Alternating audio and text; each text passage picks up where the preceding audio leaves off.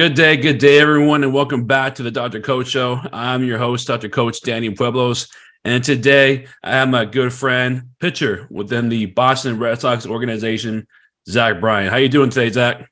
Pretty good, man. How are you? Doing well, man. Doing well. Hey, I appreciate you coming on, man. And we know each other for a few years. I've been able to see your journey, playing ball and kind of where you kind of your start, and it's been awesome kind of seeing you develop and seeing how you've been just doing great things, man. And I'm definitely excited to see what you do in the near future, man. Yeah, I got a big year coming up, a big bounce back year, so I'm excited for it too, man. Yeah, it's been a long time. Like we were just talking about, time flies. Absolutely. That's what we were talking about, from where you changed, and we'll get into that in a second, but just kind of like, your journey and stuff. And I'm like, man, I can't believe it's already been like, a few years already. Cause I remember the first time we started talking, back then, and the first time I met you, and here we are today. So let's talk about that, man. Let's talk about that. So talk to us, talk to the listener about kind of how you got started. And I mean, how long have you been playing ball, and just kind of walk us through your journey from, all the way from youth to high school into, where you are today. All right, so I have a bit of an interesting journey. I started playing when I was 4 years old, so pretty young. Yeah. And then from then it was pretty much the same as everyone else. You start playing T-ball, you go up to kid pitch, you play, your rec ball, and then you slowly but surely get into travel ball. Yeah. And then you play travel ball until high school. And I did the same thing. Then I played at Spruce Creek High School, which in my area is a pretty big school for baseball. Yeah. I like to think they're kind of like, king of the hill for baseball in Central Florida. I'm sure a couple other kids that went to other schools would disagree, but I definitely think it's like king of the hill. Yeah. But my time there was I had a great time there. First year JV, sophomore year I was up on varsity and I was our closer. A lot of success as a sophomore. And then junior and senior year, kind of the same thing, kind of bounced between the starting role and the closer role.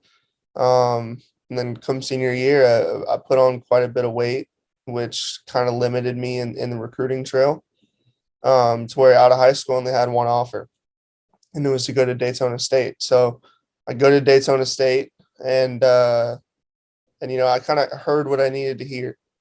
Not what I wanted to hear, but what I needed to hear, which was very important. The coach there had like some tough love with me, and called me out and basically told me that the only reason I was at Daytona State and not at a much bigger school like a Division I or another 4 year was because of my weight.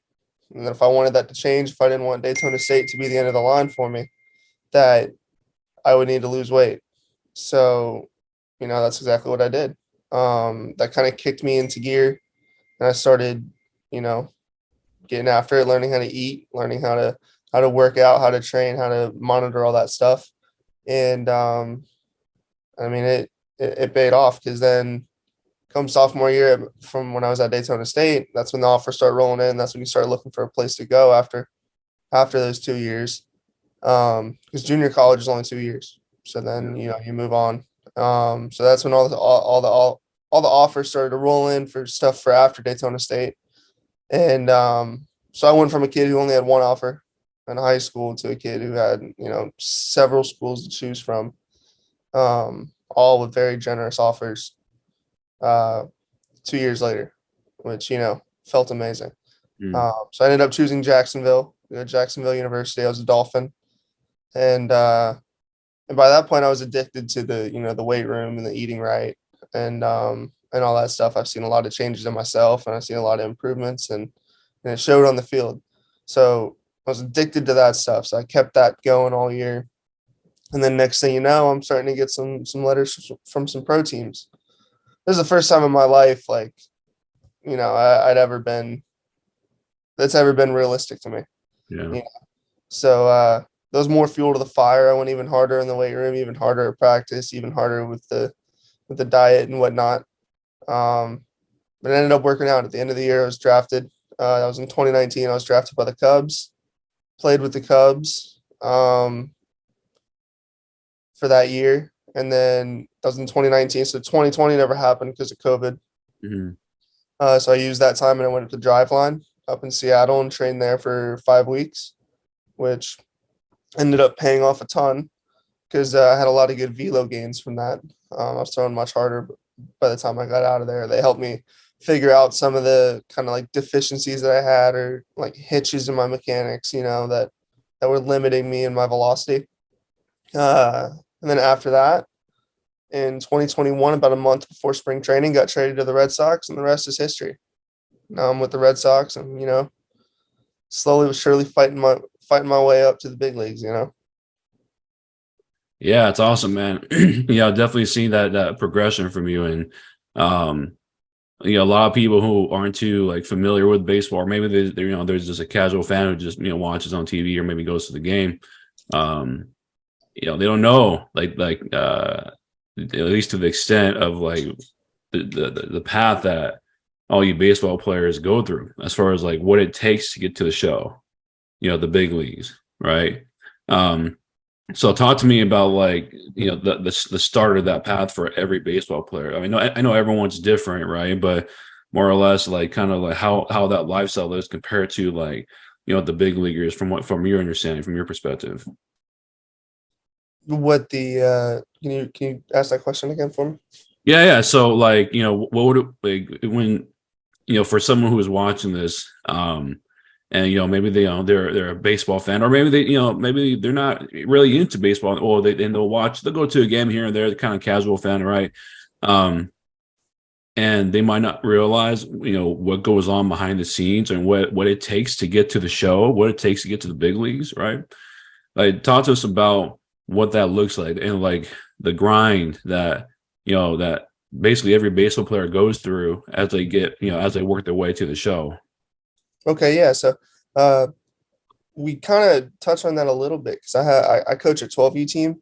Uh-huh. I'm here, and at 12 years old, it's kind of hard to keep their focus. So we, 2 practices a week, 2 hours per practice, and some days they show up and they're just not checked in. Yeah. So we kind of have a heart to heart with them, and we're like, dude, listen, like we're asking for 4 hours a week for you not to just lock in and focus, but to have fun, like actually take this serious. Yeah. It's 4 hours a week where you get to work at your craft. And they're like, what do you think happens when you get to high school, when you get to college? If you're fortunate enough to play pro ball, if you want to make those steps forward, then you got to be obsessed with it. 4 hours, like 4 hours is nowhere near enough. If that's too much for you now, then I got a tough pill for you to swallow. Maybe you ain't cut out for it. You Yeah. say you want to be a pro, but 4 hours is too much. Yeah. It's too much to be locked in. Um, but no, man, and then we start breaking into examples. The coach that I coach with, he's a dude who coached me all throughout travel ball and into high school, and he coached me in high school. Yeah. So he starts asking me, he's like, how much time a day do you spend at the gym without even touching a baseball and all that stuff? And I'm like, 4 hours. And he Mhm. starts breaking it down for the kids, and they're all just like, holy crap. Like, we only come out here 2 hours a day, twice a week. But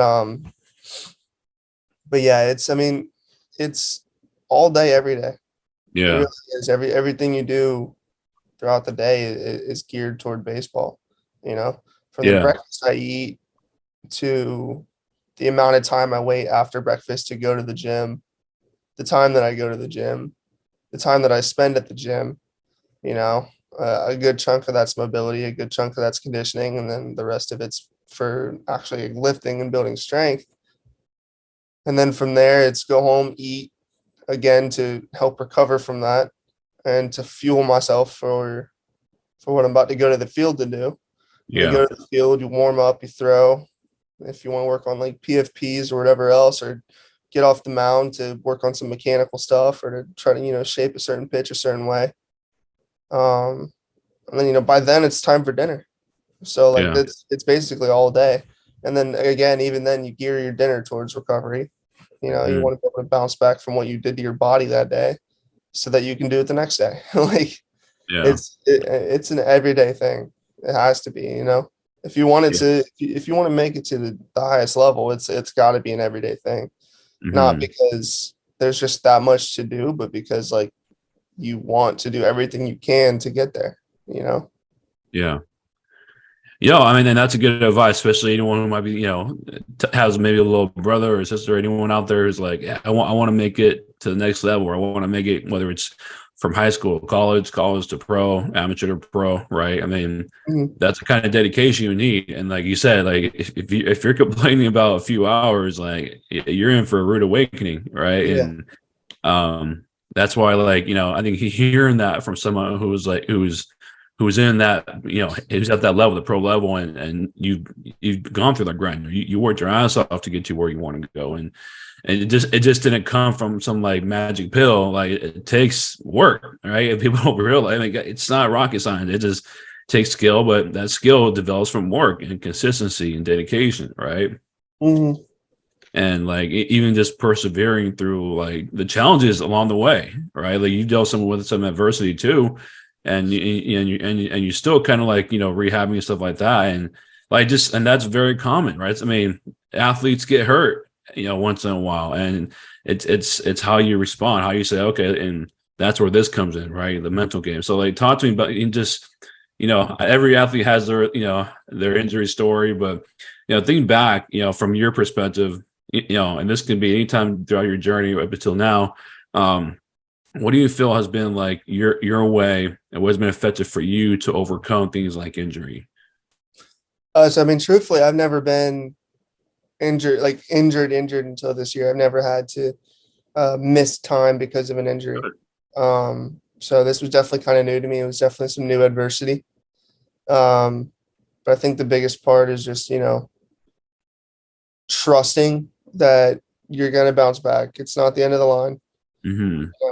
You trusting that you're going to bounce back and finding something in that time that you can still do to improve, not just get your arm. Like for me, my arm is my elbow. Yeah. But like for me during that time, it wasn't just how can I get my elbow healthy? It was that, but it wasn't just focusing on that. It was let's improve something else in the meantime. Yeah. So I mean, I'm not going to be rehabbing my arm 24/7. There's only so much you can do for it in a day. What's something else while I'm at the field, like when I was still there in season? What's something else I can do to kind of improve myself? So when I Mm-hmm. do come out of this, I'm in good shape. Like Mm-hmm. I'm coming out better than just a healthy arm. Yeah. And knowing that it's gonna get better, trusting that it's gonna get better. And like for me, it was trusting the trainers and trusting, my body that everything's gonna recover. They're gonna help me do what I need to do to get right, and that I'll be back. Just Yeah. trusting that, and taking it one day at a time, not thinking about oh this could be months. Like just worry about today, and when we Yeah. get to tomorrow, worry about tomorrow. You know, make each day the most that you can. Yeah. I love it, man. I love it. Yeah, because that's a perfect mentality to have, man. Because I mean, as someone, I remember back when I was, as an athlete, just it's frustrating, man. Like especially you have a certain goal, or you have an idea of okay, what this season is going to look like, and all of a sudden, boom, suddenly hits like whether it's injury or like a life situation. Um, Sometimes you got to adjust, and right, and I think just having that same mentality that you take towards your training, it's like now you got to use the same mentality towards the rehab, and so it's definitely there's a whole mental side to that, and it sounds like you're on the right path, man. And so speaking of, I know you had mentioned you've had some time um in the reliever role, and you have some time in the starter role. Like, what do you know? I don't know if the Red Sox to talk to you about it, but do you know like where they're thinking about putting you like moving forward? Definitely in the bullpen. I don't Bullpen. think they have Okay. any plans of starting me. My time in the starting role was very short lived. It was in high school. It was, I was much better out of the bullpen. And then when I was at Daytona State, I had one start, and I think I made it 2/3 of an inning. Hmm. So I got 2 outs, 1 out or 2 outs, and gave up like 9 earned runs. Hmm. Terrible, just god awful. So I think I'm staying in the bullpen. I'm much better when it's hey Bryant, get hot Yeah. versus here's 6 days or 5 days to think about your next outing. You Yeah. know, Yeah. So talk to me about that because Yeah, I've talked to other ball players too about that because it's different. Like it's a and everyone's different how they approach certain things. But like, talk to me about your approach and like, just thinking back from where when you started a game, when you're kind of preparing mentally for that, and even physically, just getting your body ready versus coming out of the bullpen. Like, talk to me about that approach, like the differences between those two approaches, and like how like whether mentally and or physically. Oh, I mean, out of the bullpen, you kind of always got to stay ready, and you Hmm. don't really know when you're going in. But mentally, you're keeping yourself ready. Physically, you're keeping yourself ready. Hmm. But you're like, whenever you get the call, hey Bryant, get hot, like you got next inning or whatever, like it's time to go. Yeah. You get that adrenaline, you get amped up, you get ready to go. It's time to go. But when you have, for me at least, when you have an entire week to think about it, and when you're pitching, like I know I'm pitching on Thursday at 7 o'clock versus the New Hampshire Fisher Cats. Like I know I'm pitching then, so I don't know. Like you'll still get excited. You'll still get like, the butterflies, a little bit of adrenaline, but like to me, there's nothing like, yo, get hot. Yeah. Like you're going in. It's like, oh, okay. So Yeah. to me, there's nothing like that. And if you give me a whole 7 days to think about it, man, I overthink things a ton. So, dude, I'll freaking dive into my mechanics. I'll think about like, I got to do this, that, the other, and then Yeah. next thing you know, it doesn't end up good. But I'm Yeah. more of a, hey, get hot, like let's go. And I'm like, oh, okay, and I feed off that adrenaline. Yeah. And you say you might feel. I mean, it sounds like you feel more comfortable coming out of the bullpen because I know, like when I used to pitch, yeah, I love that. I'm just like, all right, slanging and banging, let's go. Like, Mhm. yeah. I mean, people have their different niches, right? Like you said, like when you're thinking several days before your next start versus like, yeah, every game you could get your name called, right? Oh yeah. So it's kind of like, yeah. I mean, some people have it. Like, I mean, some people are ready to go. Some people like, they don't want to have that pressure of it could be any time. They rather some people that, some ball players might feel more comfortable just like knowing when they're going to start and just kind of leaving it at that. So, Mhm. everyone's different. So, but like, talk to me about, talk to me about thinking back, when you first got drafted, like what are some thoughts that were going on through your head? Because most people don't see that side of like, when someone gets drafted and like, I know, that's when we talked and we were talking about it. So I just, from your perspective, what was, some things that looking ahead, like once you got drafted, you're like, okay, like here we go. All right. Talk to me about that kind of initial phase of your life. I mean, so getting drafted, obviously a super exciting time. Yeah. It's kind of the dream ever since you start playing baseball. Um, so super exciting for not only me but my family too, because they put in just as much work Yeah. to make it possible for me. So it was an amazing time, but at the same time, it was like kind of overwhelming because you're just getting started. You're the young guy. You're gonna be one of the new guys Yeah. when everyone else has been there for however long. So you got to go in, you got to prove yourself, and so you kind of feel some pressure. You kind of feel like a little bit of anxiety because I mean, of course, it's overwhelming. Yeah. Going to professional baseball. This isn't baseball at Jacksonville or at Daytona State anymore. Mhm. It's real deal baseball, and there's still a lot of work to be done. You know, that's just getting drafted is just getting the opportunity Yeah. to prove yourself to get to the big leagues. Um, it's basically getting an audition. I think Yeah.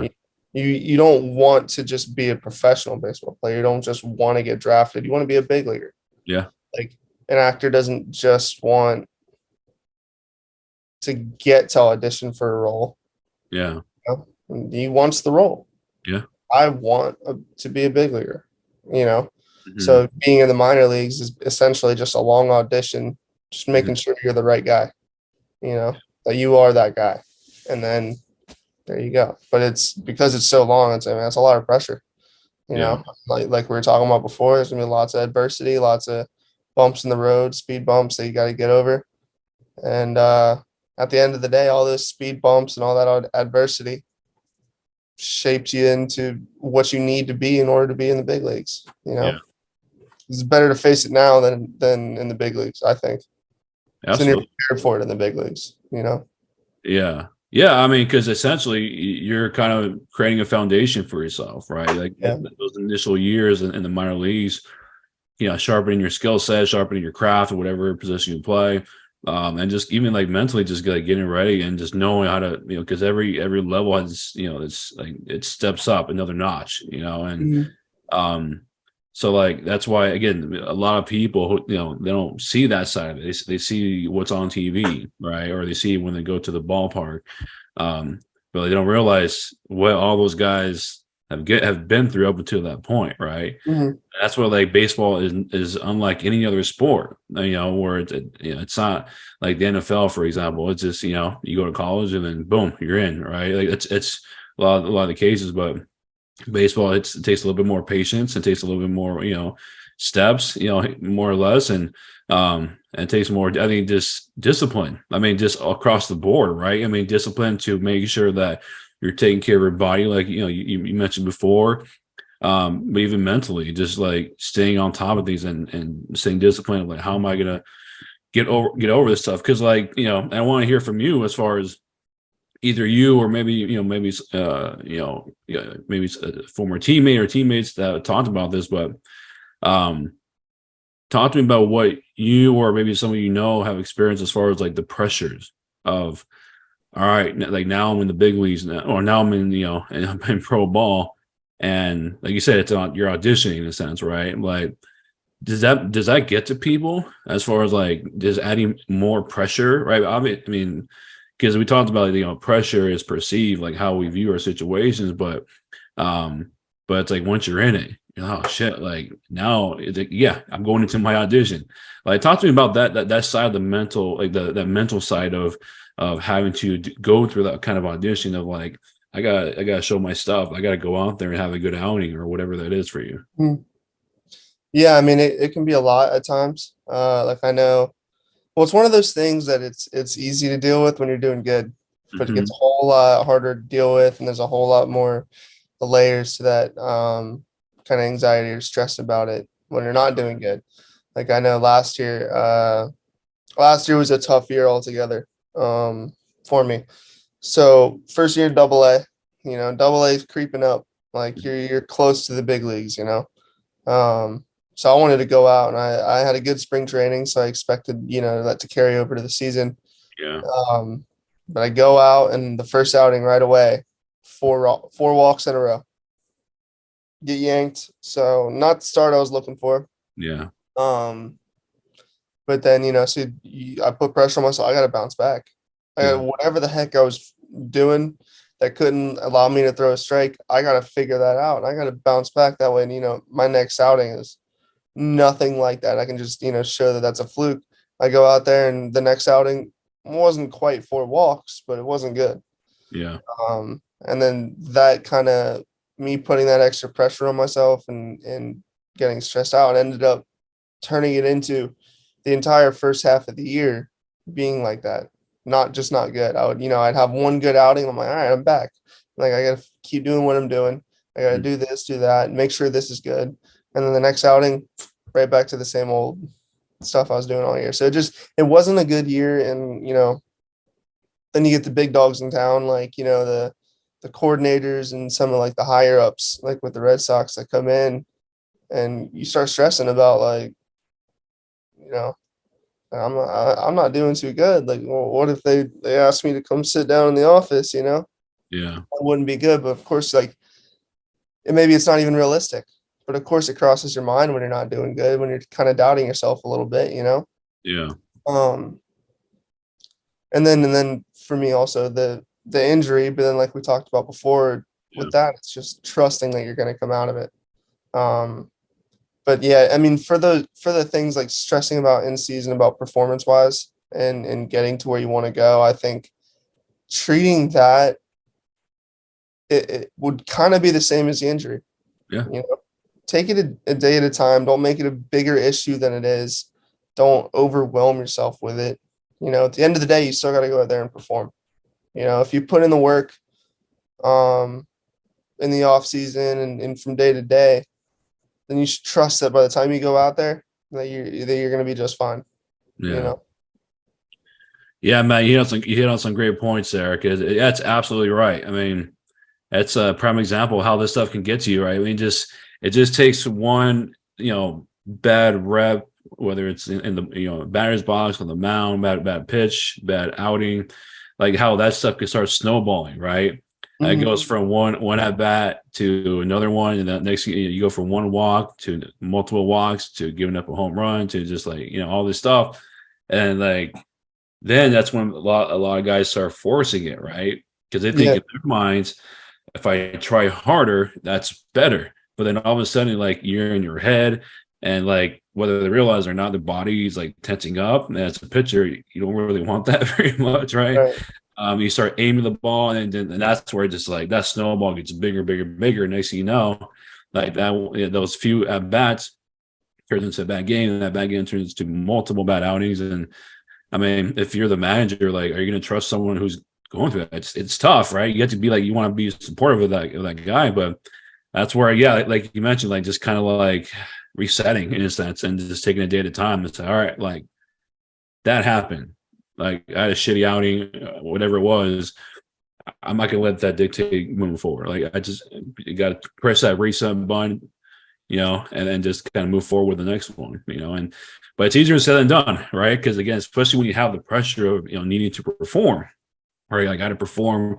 I got to, I have the coordinators, the higher ups looking at me and managing all this stuff, and so that's where guys get caught, right? They get caught in their heads, and then that's where like people like they think that by pressing more, it's going to help me, but a lot more time, more times than not, it actually works against them. So it's kind of like going back to the basics, right? Simplifying and say like, do what got you here, right?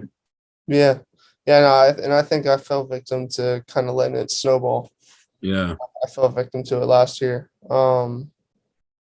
Because it was something that shouldn't have happened. Like it happened in my first outing, but then that should have been it. It should have been okay. Forget about it. Reset. I know I'm good. I know I put in the work. Go out for my next outing, been fine. But no, I let it snowball. yeah, And unfortunately, that's how I had to learn that lesson. But hey, I learned it. We don't get right, to pick and choose how we learn lessons. We just yeah, kind of gotta learn them. You yeah. know, Absolutely. And I'm glad you did, man, because a lot of people don't. A lot of definitely. people don't, right? I mean, they Yeah. go and then they see themselves what they did, and they're like, okay, and then they keep pressing, and I mean, you think, and there's ball players, I mean, who get the yips, right? And those yips keep going, like they're like nonstop, and Hmm. you have some guys in history, who've gone like 0 for 57, just crazy stat lines. Or that you have guys who have a hard time getting the ball over the mound, or over the plate. And just again, it's because they keep pressing and they allow that snowball to get bigger. And again, in their minds, that they're helping themselves, but you're right. It's a lesson that that you learn and like, all right, that's you kind of dissect what happened before, right? Whether it's the last season, last game, and Hmm. think, all right, well, like, all right, like I know I got to stop that snowball from getting bigger. And when I do that, let me just reset myself, simplify, get back to the basics, get back to the fundamentals. One pitch, one at bat, one pitch at a time, right? Hmm. And that's when you simplify, when you just say go back to that, and regardless if you got that, the previous at bat, if you got that guy or not, all right, next one, right? Like that's a kind of like having that present state of mind that that where you have to have, especially as a pitcher, Hmm. right? It's like very, very. I tell people because people ask me because my background is in sports psychology, mental performance, and they're like which sports have give you the hardest fits as far as like the athletes you work with. I'm like honestly, it comes down to any position where you have at least from my perspective, in my belief, any kind of position or athlete that has like the more time you have to think, the more at risk and more dangerous it could be potentially. Doesn't have to be, right? So you think of like golfers going from shot to shot. You think of like even basketball. You have when they're at the free throw line, right? Baseball pitchers or the hitters before every at bat. So it's like I kind of equate the pitchers to like a golfer, right? Golfers going shot to shot, pitchers going pitch to pitch. So that time in between the pitch, that's important. That's very important because you can either like kind of keep yourself neutral and just like get ready for the next one, or you can just kind of like again, that's not if you get a bad that one walk you just talked about, right? All of a sudden you're pressing, you're like, all right, and then you start aiming the ball, and then that one walk turns into four, and then next thing you know, you're getting pulled, right? So yeah, man, it's just so much that goes into that craft, man. It's just I appreciate you sharing your journey and those experiences with me. So we talked about the adversity, talked about all the tough stuff. So let's talk about some more positive stuff. So talk to me, man. Talk to me about like looking back. What have been some like the highlights of your career? Like even just thinking about it doesn't have to be specific, like a specific day or time, but like think about like your best performance and your best outing. Like talk to us about like what you experienced during that time. Think about what what went on through your mind or what didn't, and just like how you felt out there. Okay. So I mean, obviously, one of the biggest times in my life was getting drafted. But aside from that, probably my most memorable outing was when I was at Jacksonville and I pitched against Florida, University of Florida, because unfortunately my grandpa passed and during senior year, and I was very close with him and senior year of high school. So I was very close with him. So he didn't get to see any of me in college. And he was a big Florida Gators fan. My dad, big Florida Gators fan. So I grew up. If it wasn't like, MLB, if we were watching any college baseball, it was University of Florida. And at the time, I mean, they were the big dogs. Yeah. Growing up, I mean, they were always in the national championship. They were always in Omaha. So, when we played them, I got amped up for it. I was like, dude, I'm literally playing the team that I grew up watching, like the college baseball team that I grew up watching. So, my dad was there and, in one way or another, I know my grandpa was there. But so I come out and it was I want to say it was bases loaded, no outs, and I came out. It was either one out or no outs. I don't quite remember, but I know it was a sticky situation. I know we had the lead, so then they were like, "Listen, you got to come in." So I get hot super quick. I come in, bases loaded, either no outs or one out. But I know I struck out the side to get out of it, or struck out the next two guys without letting up any of those runs to get out of it. And we had a 1-run lead. So, I was hyped. It was a big time situation against a big time school. And in a school like Jacksonville, mid-major, I mean, you rely on those big games. That's what it can get you an at-large bid into regional at the end of the season. You need those big games. So I was hyped. I was very hyped. For that reason, I did it against a big school. I helped keep the lead. But for personal reasons too, I mean, the University of Florida, that's a big time school and in my family. So I was very hyped to do that. That was definitely one of probably the top moment of my playing career. That's awesome, man. Yeah, I mean, I can't imagine. What it reminds me of? It reminds me. I don't know if you know about it, but the Brett Favre when he had his Monday night game against the Raiders. I think after his dad passed away. I don't know if you heard about that, but it reminded me of that. Like, what's that? So I don't really watch football, unfortunately. Okay, yeah. Well, it was back. I mean, it was like late '90s, I think it was. So yeah, if you ever have some downtime, check it out. But his dad passed away like the day before. It was a Monday night game, and I mean, he had like a historical night, and just like, man, like that's what I'm saying, man. I was thinking about it when you with your grandpa, and I'm like, I know he was there with you, man. Like seeing you rocking against Florida like that, that's awesome, man. Yeah, no, it was. Like I said, I was almost overcome with emotion by the time I was out of it because it meant so much to me, and I'll never forget it. It was awesome. It was amazing. Absolutely, and so I appreciate you sharing that story, man. Yeah, Now, I do have some people I know who are going to be watching this, and And there are people out there who are thinking about working in pro ball, and whether as a coach, whether as nutritionist, or even as like a mental coach.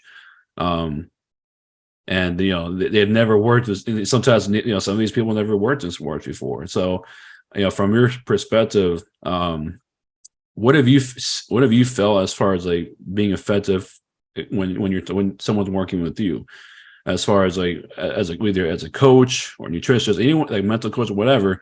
Like what do you appreciate in people who are working with you? Because especially for people who don't have any experience, maybe like working in sports, right? Hmm. I would say creating like a real like a relationship with the person. Yeah, Um, is it's kind of hard to like get close with someone when it's like they're trying to like big dog you, you know? Like if they're a coach and they're kind of like, I'm the coach, you're the player kind of situation. yeah, It's hard to, I don't know, it's hard to like get close and kind of, you might trust the person, but it's gonna be a little bit different unless you have like that real like relationship with the person. You yeah, know what I mean? So I would say that's the biggest thing would be to like talk to them, actually get to know them, like, to where you guys care about each other. They don't want to disappoint you. You don't yeah. want to disappoint them, create a relationship with them. I think that's the biggest thing. I love that, man. Yeah, you hit it right on the spot, because I know, this even for myself when I'm working with players, and this is what I tell you, like my the ones who ask me, who pick my brain about something, like you have to build that rapport and relationship and be genuine about it. Like don't be fake, like actually try to get to know these people, right? Because they're people, right? And that's what people freak out, like, oh my gosh, like I'm working with a professional athlete. They're people, okay? Like Hmm. they live and breathe, and they drink water, they eat food, and like just talk to them, build a relationship. Especially if you're going to be there, for example, like if you're going to be with one team, get to know them, get to know the players, get to know, whether it's the coaches or other professionals in the system. And just like, again, and I think when you have those connections, I think, even as yourself, I'm sure you've had different, I know you've had different coaches growing up. Like you look back and think which coaches were more effective as far as like being able to get to you and like getting you to like buy in, versus the coaches who are just like, big dog, and like you said, and just like, I'm the coach, you're the player, you listen to me, and just like Hmm. very like a business relationship versus like, hey, like, yeah, we got work to do, but like, hey, let me get to know you too. We got, let's build that relationship, right? And I think the Right. people who are able to do that, typically get the most out of the athletes. Yeah.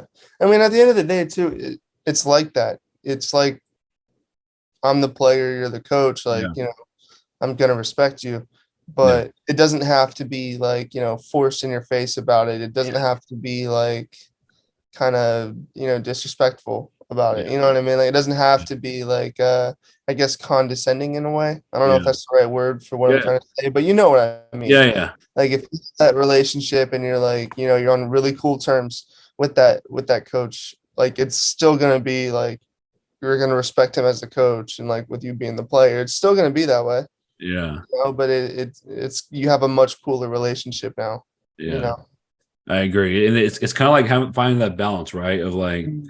not being so much of a hard ass, like, or but not being too like easy. It's kind of like, all right, we have a good relationship, whatever that person is working with an athlete, but like we have a good relationship, right? But there's all, especially if it's like a coach player dynamic, like there's still that respect and understanding of like, okay, like I'm helping you with this, that kind of thing. I think when everyone's on the same page with that, like that's where the magic happens. That's when all of you guys can just get do your job, and that's where the success happens on the individual level and on the team level, right? Right, Yeah. right. So when you're not playing ball, when you're not, I know ball is your life right now, but what do you like to do outside of that? So in the off season, man, I like to play some golf. Nice. And yeah, I've been doing a lot of that recently. This off season, I've been really getting into it. Whereas before, it was like I played, but I wasn't like taking it like serious. You Yeah. know, I play here and there, not enough to actually get decent at it. But Yeah. this off season, I've been playing pretty regularly, and I wouldn't say I'm good by any means. I'm definitely not good. I'm still pretty bad, Hmm. but I'm a lot better than I was. So it's starting to get a lot more fun. I'm not losing 30 balls around, so that makes it a whole lot more fun. But between that, I like to, hang out with some buddies, just go and, make some steaks, hang out with them. In season, it's a lot of same thing, hang out with some of the teammates, that I'm close with. And I'm Yeah. a big MLB The Show guy. So when that Yeah, comes that's out, man, right. I grind it. I grind it. So my time away from the field is almost exclusively MLB The Show when it comes out. I love that game, man. I love that game. Yeah. I got to go through the what do you call it, the show where you start in the very beginning. It's a whole career thing, right? Like, Yeah, I do the Diamond Dynasty where you end up making your own team. That's yeah, also that a was ton of pretty. fun Yeah, too. yeah, awesome, man. Well, hey, yeah, I appreciate you coming on, man, and I definitely appreciate you taking the time to share your journey, share your experiences, the good, the bad, and the ugly. Because yeah, that's it's a very common thing that so many people go through. It's like I said, it's a journey, right? And it's like it ain't gonna be a perfect road, but the ones who are able to get past those holes and all that stuff, man. Like I know we're gonna see you up there, man. So I'm definitely looking forward to that. So again, thank you again for coming on, man. Absolutely, man. The pleasure was all mine. I appreciate you having me. Absolutely. So yeah, thank you again for our guest Zach Bryant. If you want to give him a follow on Instagram, you can follow him at ZBRY34. If you like what you heard, tell your friends. Subscribe down below. They can get into our guest Zach Bryant. Have a good day, everyone. Take care of yourselves and each other. We'll see you.